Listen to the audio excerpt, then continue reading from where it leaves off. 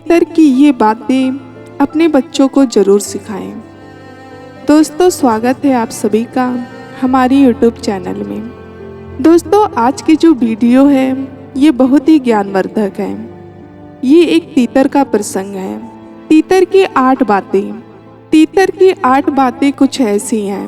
तीतर कहता है, जो इंसान अपने जीवन में सुख समृद्धि पाना चाहता है, हमेशा सुखी जीवन जीना चाहता है, वो इंसान इन 8 बातों को अपने जीवन में हमेशा याद रखे और हो सके तो इन 8 बातों को अपनी औलाद को जरूर बता के जाए। दोस्तों, ऐसी 8 अनमोल बातें तीतर बताता है और कहता है कि जो इंसान इस 8 बातों को अपने जीवन में उतार के रखता है, उसके जीवन में कभी भी किसी प्रकार का कोई संकट नहीं आ सकता है और वो इंसान अपने जीवन में कभी भी धोखा नहीं खा सकता है। दोस्तों, तीतर की इस 8 बातों को जो अपने जीवन में याद रखता है और अपने जीवन में इन बातों को उतारता है, वो इंसान कभी भी अपने जीवन में धोखा नहीं खा सकता है। ये 8 बातें हम आपको एक कहानी के माध्यम से बताएंगे। दोस्तों, इससे पहले अगर हमारे चैनल पे नए आए हैं तो चैनल को सब्सक्राइब कर लें, साथ ही बेल आइकन को भी प्रेस कर लें ताकि ऐसे ही ज्ञानवर्धक कहानी आप तक सबसे पहले आए।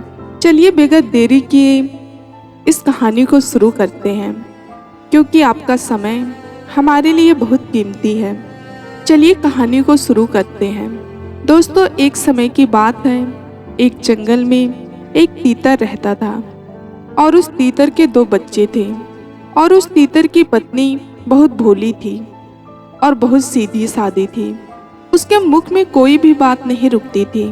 कोई भी बात सुनती थी तो हर किसी से कह देती थी। उसके जितने भी मित्र थे और जितने भी उसके जानने वाले थे और जितने भी उसके आसपास के लोग रहते थे, सभी को ये बात मालूम था कि तीतर के घरवाली के पेट में कोई भी बात नहीं पचती है। इसलिए तीतर भी उसको बहुत कम बात बताया करता था। वो तीतर जंगल जाता, शिकार करता और शिकार करके अपने बच्चों का पालन पोषण करता। दोस्तों, उसी जंगल में काफी और भी पक्षी रहा करते थे। एक कौवा उस तीतर का पड़ोसी मित्र था। वो कौवा हर बार तीतर से पूछा करता, तीतर भाई, तुम कहाँ जाते हो? अच्छे अच्छे शिकार करके लाते हो और अपने बच्चे को अच्छा अच्छा भोजन खिलाते हो। ऐसा तुम क्या करते हो, मुझे भी बताओ। दोस्तों, वो तीतर अपना कभी भी भेद नहीं खोलता था, लेकिन वो तीतर अपनी घरवाली से यह बात कह देता है कि मैं इस तरीके से शिकार करता हूँ और शिकार करके लाता हूँ। दोस्तों, वो तीतर अपनी बात किसी को नहीं बताता था, लेकिन उसकी घरवाली बड़ी भोली और बड़ी सीधी सादी थी। उसके पेट में कभी भी कोई बात नहीं रुकती थी। जब वो तीतर कौवा को अपनी बात नहीं बताता है, तब वो कौवा उस बात को उसके घरवाली से पूछता है कि तुम्हारा पति कहाँ जाता है और कैसे शिकार करके लाता है। प्रिय दर्शकों, वो तीतर अपनी घरवाली को खूब समझाता है, तुम किसी से कोई बात मत कहा करो। यदि तुम ऐसा करती रही तो एक दिन ऐसा आएगा कि हमारे खाने के लाले पड़ जाएंगे और हमें भोजन मिलना मुश्किल हो जाएगा। लेकिन उस तीतर की पत्नी बड़ी भोली भाली थी। जब उसका पति उसको समझाता, तभी तक वो इस बात को याद रखती, उसके बाद भूल जाती। इसी बात को लेकर वो तीतर बहुत दुखी रहता था, क्योंकि तीतर हर दिन अपनी नई नई जगह खोजता और नए नए भोजन की तलाश करता।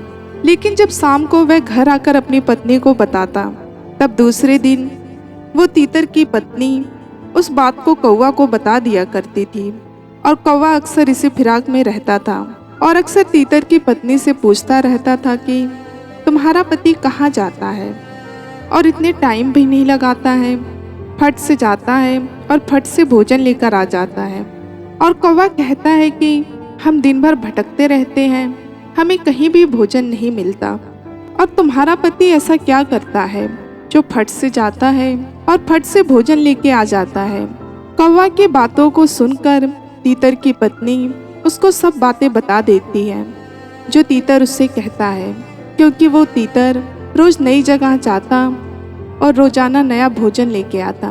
और आते ही उसकी पत्नी पूछती, कहाँ से भोजन लेकर आए हो? तो वह अपनी पत्नी से सारी बातें बता देता कि मैं इस जगह से भोजन लेकर आया हूँ।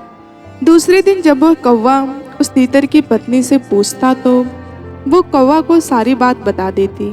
दोस्तों, फिर वो कौवा उस तीतर वाली जगह पर जाकर अपना अधिकार जमा लेता। तीतर को वहां आसपास भी भटकने नहीं देता। दोस्तों, इसी परेशानियों को लेकर तीतर बहुत दुखी होता था, क्योंकि जिस जगह को खोजकर वह अपने भोजन का प्रबंध करता था, उस जगह पर कौवा अपना अधिकार जमा लेता था। तीतर बार बार अपनी पत्नी को समझाता और कहता कि तुम्हारे मुख में कभी भी कोई बात नहीं रुकती है, तुम्हें बात बताना ही बेकार होता है।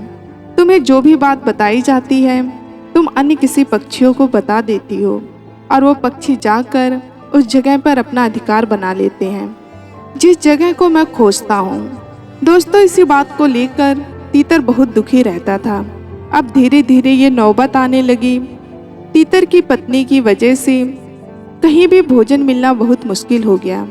तीतर को अपना और अपने बच्चों का पेट भरना बहुत मुश्किल होता जा रहा था, क्योंकि तीतर जिस भी नई जगह को खोजता उस जगह पर कौवा जाकर अपना अधिकार जमा लेता और कौवा उस जगह पर तीतर को भटकने भी नहीं देता था। दोस्तों, अब तीतर के सामने बहुत बड़ी समस्या आ गई। वह अपना और अपने परिवार का पालन पोषण कैसे करे? तीतर ने अपने परिवार के लिए जितना भोजन इकट्ठा कर रखा था, धीरे धीरे करके सब खत्म होने लगे। अब तीतर को भूखे रहने की नौबत आ गई थी, क्योंकि तीतर पूरे दिन इधर उधर भटकता पर उसको भोजन मिलना मुश्किल हो गया था। और ये सब जो कुछ भी हो रहा था सब तीतर की पत्नी की वजह से हुआ, क्योंकि तीतर की पत्नी के पेट में कभी भी कोई बात नहीं पचती थी। दोस्तों, अब तीतर की ऐसी नौबत आ गई थी कि भोजन ना रहने की वजह से उनको भूखा सोना पड़ता था। अब तीतर अपनी पत्नी को रात दिन बोलता रहता और कहता कि ये सब तुम्हारी वजह से हो रहा है। यदि तुम्हारे पेट में थोड़ी सी भी बात पचती तो ये नौबत नहीं आती।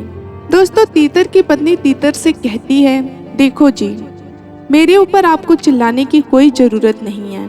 यदि आपकी क्षमता नहीं है हमारा पेट पालने की तो ऐसा कह दीजिए और फालतू में मेरे ऊपर दोष मत दो। दोस्तों, तीतर इसी बात को लेकर परेशान था और एक दिन तीतर भटकते भटकते एक साधु के आश्रम में पहुंचता है और साधु को प्रणाम करके चुपचाप वहीं पर बैठ जाता है। जब साधु उस तीतर को देखता है कि तीतर बहुत शांत बैठा है, तब साधु सोचने लगता है कि इस तीतर के जीवन में कोई तगड़ी समस्या जरूर है।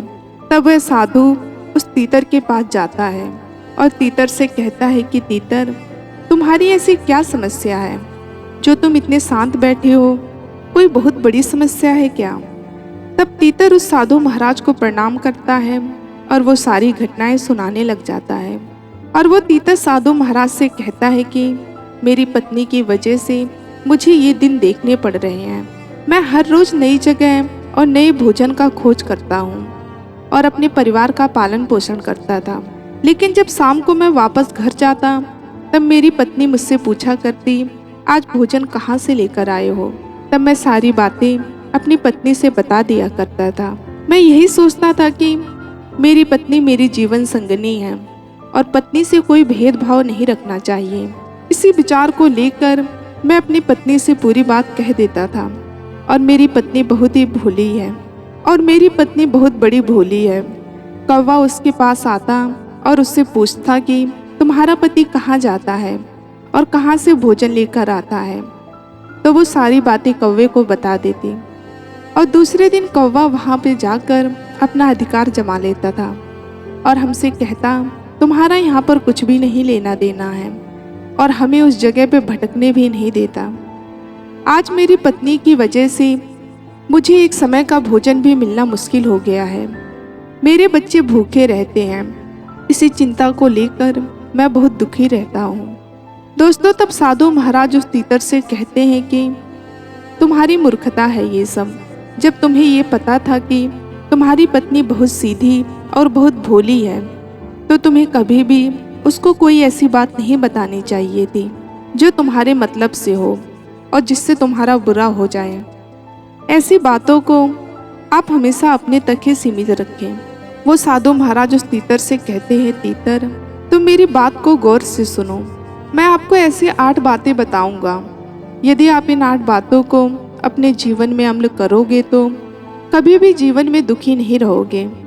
सबसे पहली बात, साधु महाराज उस तीतर को बताते हैं कि अपनी मजबूरी कभी किसी से नहीं बताओ, चाहे वह पत्नी हो या पुत्र हो या कोई मित्र हो। अपनी मजबूरी कभी भी किसी को मत बताओ। यदि आप अपनी मजबूरी को किसी और को बताते हैं तो सामने वाला हमेशा आपकी मजबूरी का फायदा उठाएगा और हमेशा आपको नीचा दिखाने की कोशिश करेगा। इसलिए कभी भी अपनी मजबूरी किसी को नहीं बतानी चाहिए। दूसरी बात, साधु महाराज तीतर को बताते हैं और कहते हैं कि तीतर भाई, मैं आपको जो दूसरी बात बताने जा रहा हूँ ये बहुत ही खास और बहुत ही महत्वपूर्ण जानकारी है। इसको अपने जीवन में हमेशा याद रखना। साधु महाराज तीतर को वो दूसरी बात बताते हैं और कहते हैं कि अपने भविष्य की गलतियाँ और अपने भविष्य की रणनीति, दोनों बातें कभी किसी को नहीं बतानी चाहिए। यदि आप अपनी भविष्य की गलतियाँ बताते हैं तो सामने वाला आपको भविष्य की बातों को पकड़कर हमेशा नीचा दिखाने की कोशिश करेगा और आपको कभी भी ऊपर उठने नहीं देगा। हो सकता है आपके बने काम को बिगाड़ देगा। इसलिए अपनी भविष्य की गलतियाँ कभी किसी को नहीं बतानी चाहिए। यदि आप अपनी भविष्य की बातें किसी को बताते हैं और उसकी रणनीति के बारे में, तो सामने वाला उससे पहले ही अपनी रणनीति बना लेगा और आप हमेशा उस चीज़ में उससे पीछे रह जाओगे। इसलिए अपने भविष्य की रणनीति कभी किसी को नहीं बतानी चाहिए। तीसरी बात, साधु महाराज उस तीतर को बताते हैं और कहते हैं कि अपने घर की बातें कभी किसी को नहीं बतानी चाहिए। आपके घर में जो भी बातें होती है, पति पत्नी की बातें, पिता पुत्र की बातें, अपने घर की जो भी बातें हैं वो कभी किसी को नहीं बतानी चाहिए। यदि आप अपने घर की बातें सामने वाले को बताते हैं तो आप अपने मान प्रतिष्ठा को खो बैठेंगे। कभी भी आप समाज में ऊंचा उठकर नहीं बोल सकते। सामने वाला आपके घर की बातों को सुनकर और मौके का फायदा उठाएगा। इसलिए अपने घर की बातें कभी किसी को भूल कर भी नहीं बताना चाहिए। चौथी बात, साधु महाराज तीतर को बताते हैं, वो कहते हैं कि अपनी कमाई का जरिया कभी किसी को नहीं बताना चाहिए। आप कहाँ से कमाई करते हैं और आप कहाँ से भोजन इकट्ठा करते हैं। यदि आप अपनी कमाई का जरिया सामने वाले को बताते हैं तो हो सकता है आपकी कमाई का जरिया खत्म हो जाए और सामने वाला आपकी कमाई पे जाके अपना अधिकार जमा ले, जिस तरीके से तीतर के साथ होता है।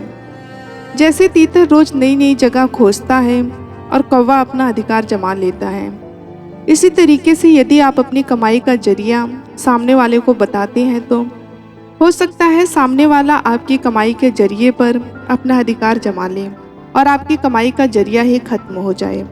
इसलिए अपनी कमाई का जरिया कभी किसी को नहीं बतानी चाहिए। आप क्या करते हैं, क्या नहीं करते हैं, कभी किसी को नहीं बतानी चाहिए।